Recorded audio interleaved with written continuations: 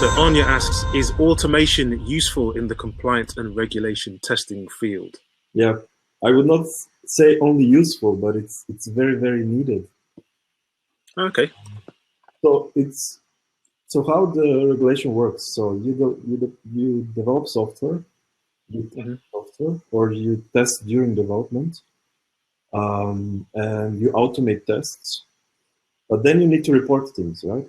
Because the auditing means looking at the implementation details, looking at the reports, looking at documentation, and trying to understand what happened where and if things are correct, right? So automation helps a lot to mitigate the additional necessity to document things.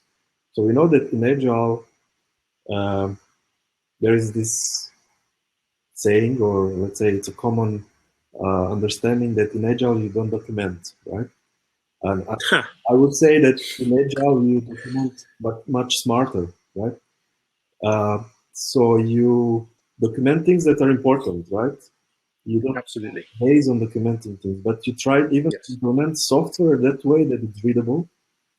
Hmm. So what helps a lot is, for instance, BDD approach is very helpful because you write tests in a way that are useful for automation, that are useful for exploratory testing, they're useful for documentation as well because it's readable from all the aspects, right?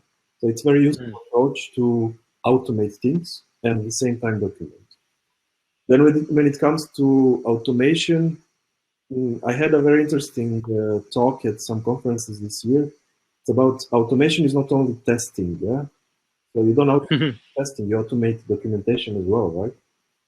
You automate test data generation because you deal with a lot of different data. So if you automate it, it's really helping your process. Then you automate test reporting.